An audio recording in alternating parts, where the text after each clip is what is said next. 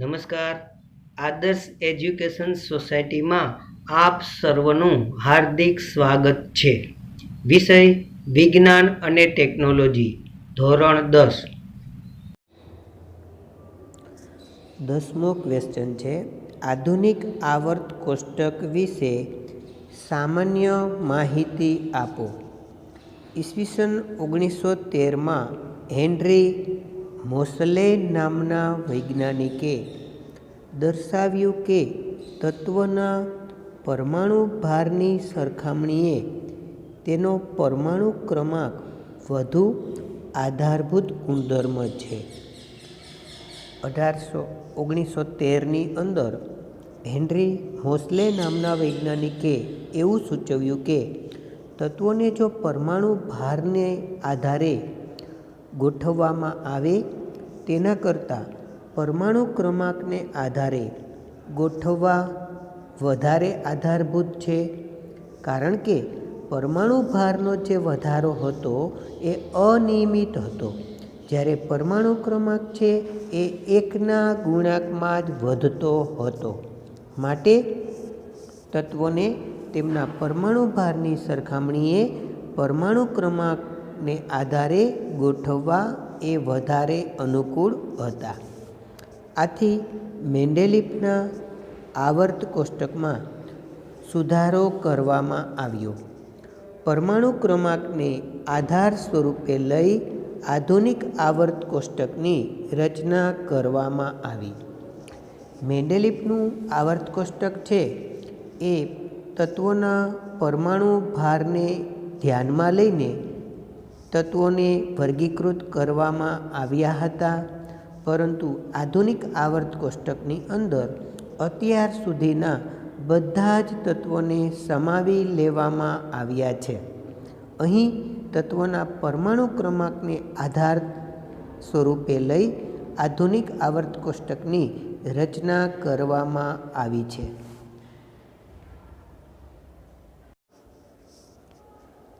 આધુનિક આવર્ત કોષ્ટકનો એક આવર્ત નિયમ સમજીએ. તત્વના ગુણધર્મો તેમના પરમાણુ ક્રમાંકના આવર્તનીય વિધેયો છે. એટલે કે તત્વના ગુણધર્મો તેમના પરમાણુ ક્રમાંક ઉપર આધારિત છે. કોઈપણ તત્વનો પરમાણુ ક્રમાંક એ તેના પરમાણુના કેન્દ્રમાં રહેલા પ્રોટોનની સંખ્યા જેટલો જ હોય છે. મિત્રો, પરમાણુ ક્રમાંકને ઝેડ સંજ્ઞા વડે દર્શાવવામાં આવે છે. પરમાણુ ક્રમાંક એટલે પરમાણુના કેન્દ્રમાં રહેલા માત્ર પ્રોટોનની સંખ્યા. આમ પરમાણુ ક્રમાંક એટલે પરમાણુના કેન્દ્રમાં રહેલા પ્રોટોનની સંખ્યા. આધુનિક આવર્ત કોષ્ટકમાં તત્વોને પરમાણુ ક્રમાંકના ચડતા ક્રમમાં ગોઠવવામાં આવે છે, જેથી આ તત્વોના ગુણધર્મોની આગાહી વધુ ચોકસાઈપૂર્વક થઈ શકી. આધુનિક આવર્ત કોષ્ટકમાં મેન્ડેલિફના આવર્ત કોષ્ટકની ત્રણેય મર્યાદામાં સુધારો કરવામાં આવ્યો. મેન્ડેલિફે જે આવર્ત કોષ્ટક રજૂ કર્યું હતું એ આવર્ત કોષ્ટકની અંદર મર્યાદાઓ હતી. આધુનિક આવર્ત કોષ્ટક અસ્તિત્વમાં આવતા મેન્ડેલિફના આવર્ત કોષ્ટકની ત્રણેય મર્યાદાઓ દૂર થઈ, એટલે કે એમાં સુધારો કરવામાં આવ્યો અને તત્વોને પરમાણુ ક્રમાંકના ચડતા ક્રમમાં ગોઠવવામાં આવ્યા, જેથી કરીને તત્વના ગુણધર્મોની આગાહી વધારે ચોકસાઈપૂર્વક થઈ શકી. આમ આધુનિક આવર્ત કોષ્ટકમાં તત્વોને પરમાણુ ક્રમાંકના ચડતા ક્રમમાં ગોઠવવામાં આવ્યા અને અત્યાર સુધીના બધા જ તત્વો છે એ આધુનિક આવર્ત કોષ્ટકમાં ગોઠવી શકાયા છે.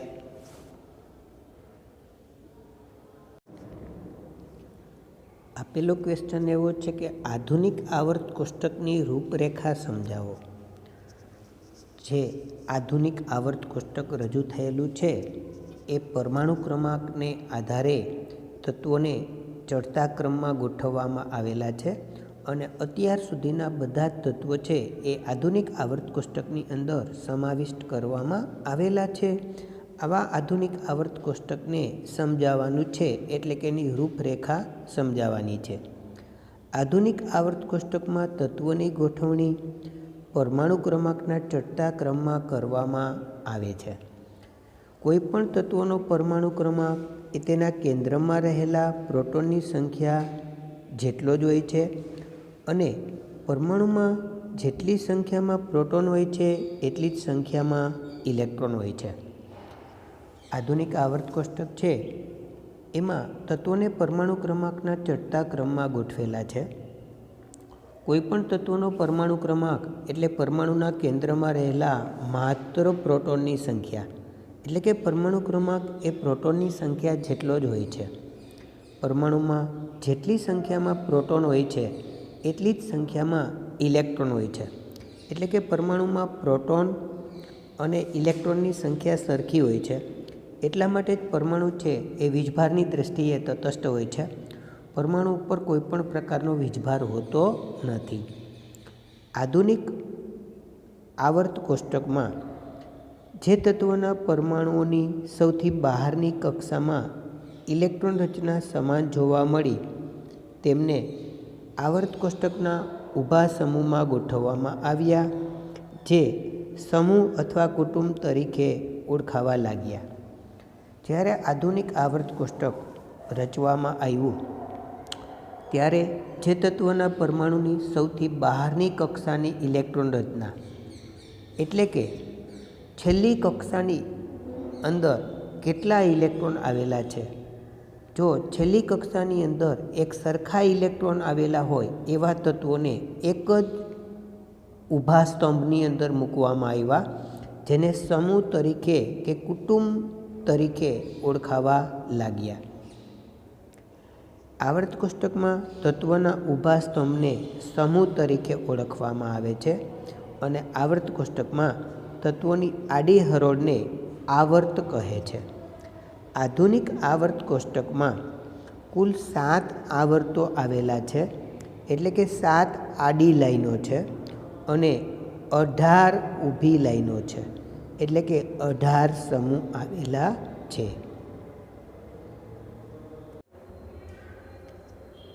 આધુનિક આવર્ત કોષ્ટકમાં કુલ 7 આવર્તો છે અને 18 સમૂહો આવેલા છે.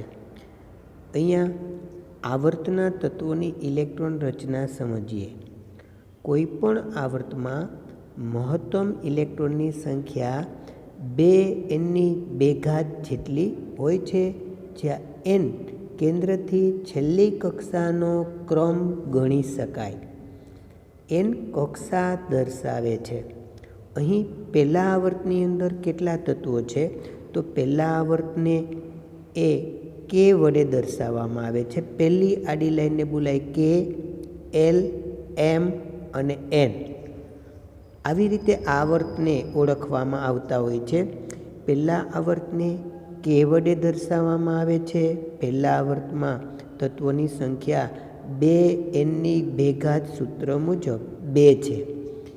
બીજા આવર્તની અંદર એને l સંજ્ઞા વડે દર્શાવવામાં આવે છે. એમાં 8 તત્વો સમાઈ શકે છે.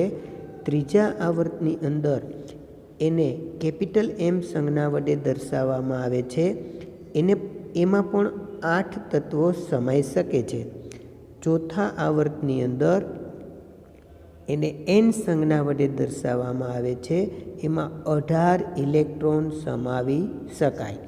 આમ આવર્તની અંદર 2, 8, 8, 18, 18 અને 32 અને છેવટનું જે આવર્ત હશે એ આવર્ત છે ને એ અપૂર્ણ છે.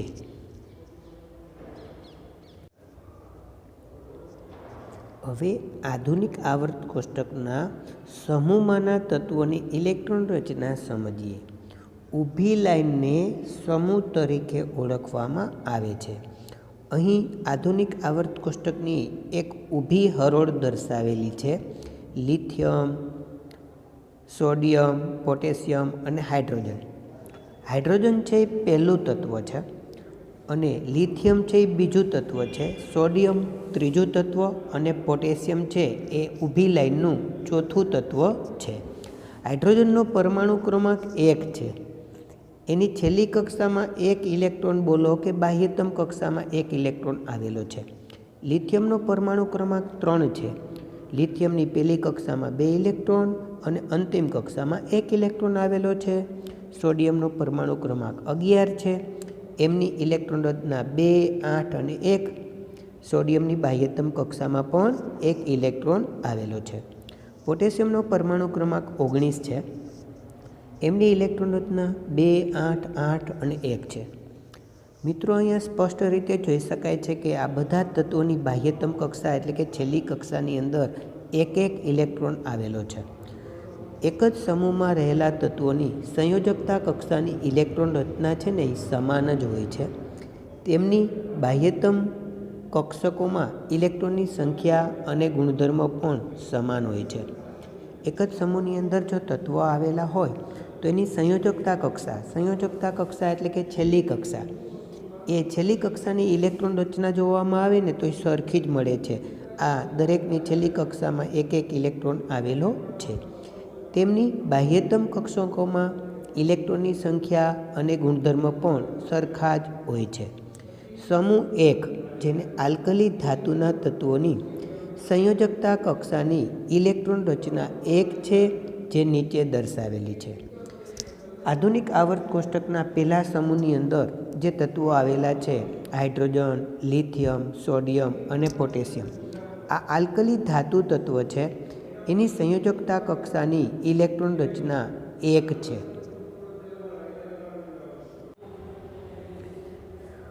બારમો ક્વેશ્ચન છે, આવર્તનીય ગુણધર્મો એટલે શું? ઉદાહરણ આપો. તત્વના જે ગુણધર્મો ઇલેક્ટ્રોન રચનાને આધારે નક્કી કરવામાં આવે અથવા તત્વના જે ગુણધર્મો ઇલેક્ટ્રોન રચના ઉપર આધાર રાખતા હોય તેવા ગુણધર્મને આવર્તનીય ગુણધર્મો કહે છે. તત્વના ગુણધર્મો જેવા કે સંયોજકતા, પરમાણવીય ત્રિજ્યા બોલો કે પરમાણવીય કદ, ધાતુ ગુણધર્મો જેને બોલાય ધાત્વીય ગુણધર્મો અને વિદ્યુત ઋણતા, આ એવા ગુણધર્મ છે જે ઇલેક્ટ્રોન રચના ઉપર આધારિત છે. માટે આવા ગુણધર્મને આવર્તનીય ગુણધર્મો તરીકે ઓળખવામાં આવે છે. આપેલો પ્રશ્ન છે, સંયોજકતા એટલે શું? મિત્રો, અહીંયા હું સોડિયમ એક તત્વ લખું છું. એનો પરમાણુ ક્રમાંક છે 11. એમની ઇલેક્ટ્રોન રચના 2, 8 અને 1 છે. સોડિયમ પરમાણુની છેલ્લી કક્ષામાં 1 ઇલેક્ટ્રોન રહેલો છે. માટે સોડિયમની સંયોજકતા છે એ 1 ગણાય. આ સોડિયમ છે ને એક ઇલેક્ટ્રોન ગુમાવી દે છે અને સોડિયમ ધન આયન બનાવી નાખે છે. ઇલેક્ટ્રોન રચના 2, 8 ને 1 છે ને એ 2, 8 નિષ્ક્રિય વાયુ જેવી અષ્ટક રચનામાં ફેરવાઈ જતી હોય છે. આમ સોડિયમની સંયોજકતા +1 ગણાય. સંયોજકતા એટલે બાહ્યતમ કક્ષામાં રહેલા ઇલેક્ટ્રોનની સંખ્યા અથવા છેલ્લી કક્ષામાં જે ઇલેક્ટ્રોન હોય એમાંથી 8 બાદ કરતાં મળતા મૂલ્યને જે તે તત્વની સંયોજકતા તરીકે ઓળખવામાં આવે છે. આપેલા પ્રશ્નના જવાબ ઉપર જઈ રહ્યા છીએ. સંયોજકતા એટલે શું? કોઈ એક તત્વની અન્ય તત્વ સાથે સંયોજાવાની સાપેક્ષ ક્ષમતાને સંયોજકતા કહેવાય. કોઈ એક તત્વ છે એ બીજા તત્વ સાથે જોડાઈ શકતું હોય એ જે ક્ષમતા છે એ ક્ષમતાને સંયોજકતા કહે છે. સંયોજકતાનો આધાર બાહ્યતમ કક્ષામાં રહેલા સંયોજકતા ઇલેક્ટ્રોનની સંખ્યા ઉપર રહેલો છે. કોઈપણ તત્વની છેલ્લી કક્ષામાં રહેલા ઇલેક્ટ્રોનની સંખ્યા ઉપર સંયોજકતાનો આધાર હોય છે. સંયોજકતાનું મૂલ્ય બાહ્યતમ કક્ષામાં રહેલા ઇલેક્ટ્રોનની સંખ્યા જેટલું અથવા આ મૂલ્યને 8માંથી બાદ કરતાં મળતા મૂલ્ય જેટલું હોઈ શકે છે. મિત્રો, સંયોજકતાનું મૂલ્ય જોતું હોય તો બાહ્યતમ કક્ષામાં રહેલા ઇલેક્ટ્રોનની સંખ્યા એ જે તે તત્વની સંયોજકતા ગણાય.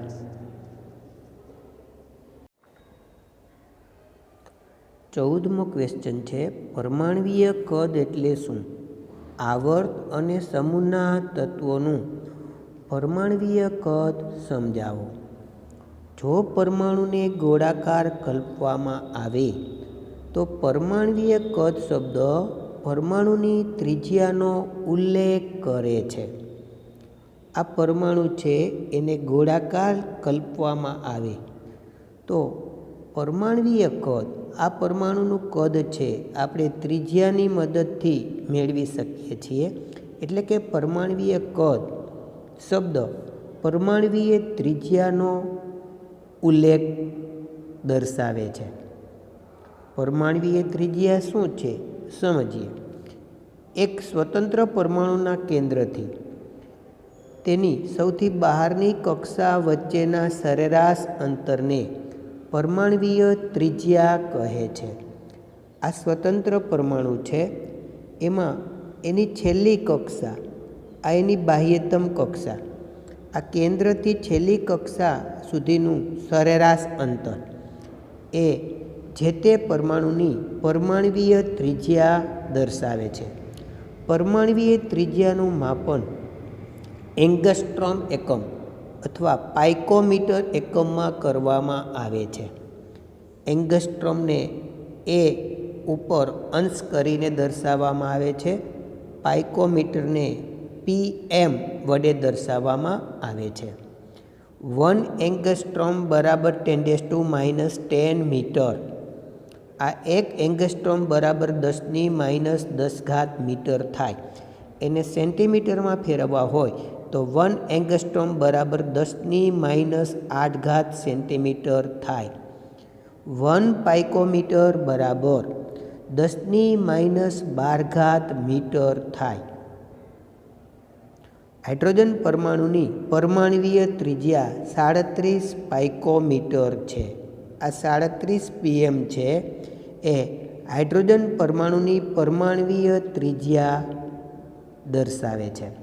મિત્રો, હાઇડ્રોજન પરમાણુની પરમાણ્વીય ત્રિજ્યા નક્કી કરવી હોય તો બે હાઇડ્રોજન પરમાણુ હોય એના પરમાણુના કેન્દ્રો વચ્ચેનું સરેરાશનું અડધું અંતર, આ જે અંતર છે ને 37 PM થાય, જે હાઇડ્રોજન પરમાણુની ત્રિજ્યા દર્શાવે છે.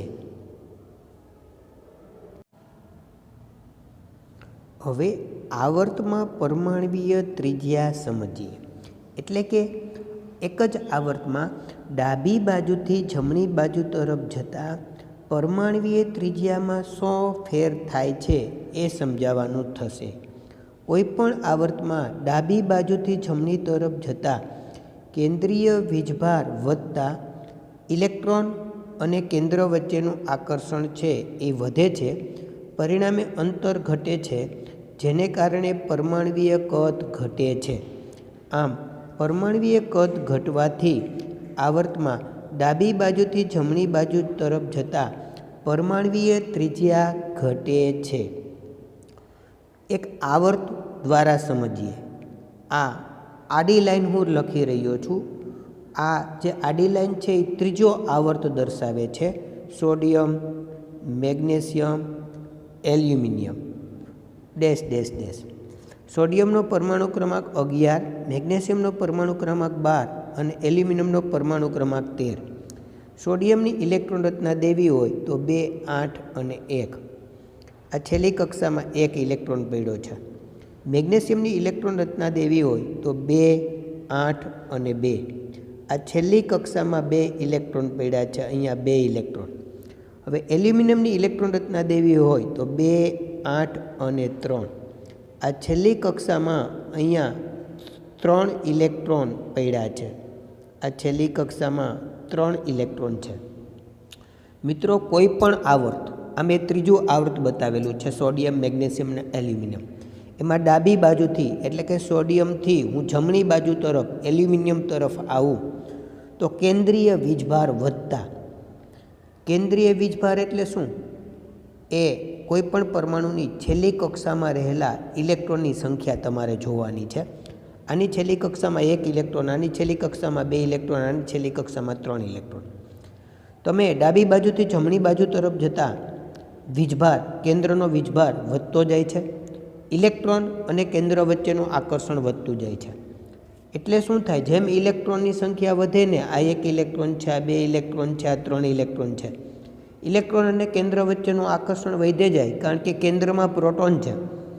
એ પ્રોટોન અને ઇલેક્ટ્રોન વચ્ચેનું આકર્ષણ વધે ગયું, પરિણામે એ પ્રોટોન ઇલેક્ટ્રોનને ખેંચશે, એટલે અંતર ઘટ્યું, જેને લીધે પરમાણ્વીય કદ ઘટ્યું. પરમાણ્વીય કદ ઘટે તો પરમાણ્વીય ત્રિજ્યા ઘટે. આમ આવર્તમાં ડાબી બાજુથી જમણી બાજુ તરફ જતાં પરમાણ્વીય ત્રિજ્યા ઘટે છે.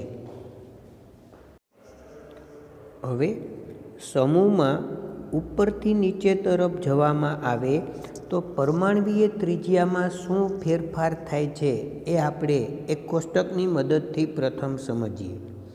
અહીંયા સમૂહ 1ના તત્વો આપેલા છે. સમૂહ 1ની અંદર lithium, sodium, potassium, rubidium, caesium અને ફ્રાન્સિયમ જેવા તત્વો આવે છે. લિથિયમનો પરમાણુ ક્રમાંક 3 છે. સોડિયમનો પરમાણુ ક્રમાંક 11 છે. લિથિયમની અંદર જે 3 ઇલેક્ટ્રોન આવેલા છે, પહેલી કક્ષામાં 2 ઇલેક્ટ્રોન અને બીજી કક્ષામાં 1 ઇલેક્ટ્રોન. સોડિયમની અંદર 11 ઇલેક્ટ્રોન આવેલા છે, એમાં પહેલી કક્ષામાં 2, બીજીમાં 8 અને ત્રીજીમાં 1 ઇલેક્ટ્રોન. આમ લિથિયમની અંદર ઇલેક્ટ્રોનની કક્ષા 2 છે, કે અને એલ. સોડિયમની અંદર ઇલેક્ટ્રોનની કક્ષા 3 છે, કે એલ એમ. મિત્રો, અહીંયા સમૂહની અંદર આ એક ઊભો સમૂહ છે. એમાં કોઈ પણ સમૂહમાં ઉપરથી નીચે તરફ જતાં પરમાણ્વીય કદ વધવાનું વલણ હોય છે, એટલે કે પરમાણ્વીય ત્રિજ્યા વધે છે. એનું કારણ એ છે કે કોઈ પણ સમૂહમાં ઉપરથી નીચે તરફ જતાં નવી કક્ષાઓ ઉમેરાય છે. જો આમાં 2 જ કક્ષા હતી, અહીંયા 3 કક્ષા, આ 2 કક્ષા છે, આમાં 3 કક્ષા. જેમ જેમ તમે ઉપરથી નીચે તરફ આવશો ને, એમ એમ નવી કક્ષાઓ ઉમેરાતી જાય છે. તેને લીધે કેન્દ્ર અને બહારની કક્ષા વચ્ચેનું અંતર વધતું જાય છે. જો આ પરમાણુનું કેન્દ્ર છે, નવી કક્ષા ઉમેરાતી જતી હોય તો કેન્દ્ર અને પરમાણુના કેન્દ્ર અને કક્ષા વચ્ચેનું અંતર વધે જતું હોય. તેથી જ કેન્દ્રીય વીજભાર વધવા છતાં પરમાણ્વીય કદ વધે છે. જો નવી કક્ષા ઉમેરાતી જતી હોય તો પરમાણ્વીય કદ જોતું હોય તો કેન્દ્રથી એ છેલ્લી કક્ષા સુધીનું અંતર તમને મળે તો પરમાણ્વીય કદ તમે મળી શકે. અહીં સમૂહમાં કેન્દ્રીય વીજભાર વધવા છતાં ઇલેક્ટ્રોનનું કેન્દ્રથી અંતર વધતા ઇલેક્ટ્રોન અને કેન્દ્ર વચ્ચેનું આકર્ષણ, આ છેલ્લી કક્ષાના ઇલેક્ટ્રોન અને કેન્દ્ર વચ્ચેનું આકર્ષણ ઘટે જાય છે. પરિણામે અંતર વધે છે. અંતર વધે છે તો પરમાણ્વીય ત્રિજ્યા વધવાની જ છે. આમ કોઈ પણ સમૂહમાં ઉપરથી નીચે તરફ જતાં પરમાણ્વીય ત્રિજ્યા વધે છે.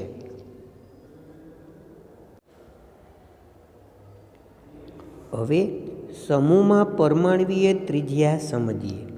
કોઈ પણ સમૂહમાં ઉપરથી નીચે તરફ જતાં પરમાણ્વીય કદ એટલે કે પરમાણુની ત્રિજ્યા વધવાનું વલણ હોય છે. મિત્રો, કોઈ પણ સમૂહ તમે પકડી લ્યો, અહીંયા લિથિયમ છે, સોડિયમ છે, પોટેશિયમ છે, રૂબિડિયમ છે, સીઝિયમ છે ને ફ્રાન્સિયમ છે. ઉપરથી નીચે તરફ તમારે જવાનું છે તો પરમાણુનું કદ વધે છે. જો કદ વધે ને તો પરમાણ્વીય ત્રિજ્યા વધવાનું વલણ છે. હવે આવું શું કામે છે એના ઉપર આપણે જઈ રહ્યા છીએ. કોઈપણ સમૂહમાં ઉપરથી નીચે તરફ જતાં નવી કક્ષાઓ ઉમેરાય છે. તેને લીધે કેન્દ્ર અને બહારની કક્ષા વચ્ચેનું અંતર વધે છે. તેથી જ કેન્દ્રીય વીજભાર વધવા છતાં પરમાણ્વીય કદ વધે છે. અહીંયા જે સમૂહ આપેલો છે એ સમૂહની અંદર ઉપરથી નીચે તરફ જવાનું છે. નવી કક્ષાઓ ઉમેરાય છે. સમજીએ. લિથિયમનો પરમાણુ ક્રમાંક 3 છે, સોડિયમનો પરમાણુ ક્રમાંક 11 છે. લિથિયમની ઇલેક્ટ્રોન રચના દેવી હોય તો 2, 1. સોડિયમની ઇલેક્ટ્રોન રચના દેવી હોય તો 2, 8, 1. આમ લિથિયમમાં ઇલેક્ટ્રોનની 2 કક્ષા છે, જ્યારે સોડિયમમાં ઇલેક્ટ્રોનની 3 કક્ષા છે. એ એવું કહેવા માગે છે કે ઉપરથી તમે નીચે તરફ આવી જાઓ નવી કક્ષાઓ ઉમેરાય છે. સમજો, નવી કક્ષા ઉમેરાતી હોય, આ પહેલી કક્ષા, બીજી કક્ષા, ત્રીજી કક્ષા, ચોથી કક્ષા, તો કેન્દ્રથી કક્ષા વચ્ચેનું અંતર વધે જ જવાનું. અને કેન્દ્રથી કક્ષા વચ્ચેનું અંતર વધે ને તો સ્પષ્ટ રીતે સમજી શકાય છે કે પરમાણુનું કદ વધે. આ પરમાણુ મોટો થતો જાય. જો પરમાણુનું કદ વધે તો પરમાણુની ત્રિજ્યા પણ વધે છે.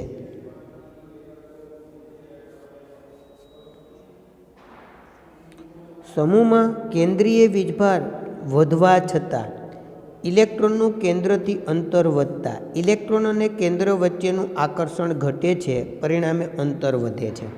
નવી કક્ષાઓ ઉમેરાતી જતી હોય, આ પહેલી કક્ષા, બીજી કક્ષા, ત્રીજી કક્ષા, છેવટની કક્ષા. અહીંયા જે ઇલેક્ટ્રોન છે અને કેન્દ્રમાં પ્રોટોન છે એમની વચ્ચેનું આકર્ષણ બળ છે એ ઘટે જતું હોય છે. એટલે કે જો આકર્ષણ બળ ઘટે જતું હોય તો આ પ્રોટોન અને ઇલેક્ટ્રોન એને ખેંચશે નહીં.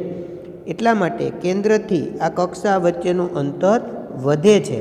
આમ કોઈ પણ સમૂહમાં ઉપરથી નીચે તરફ જતાં પરમાણ્વીય ત્રિજ્યા છે એ વધે છે. આપ સર્વ મારી સાથે જોડાયા તે બદલ આભાર.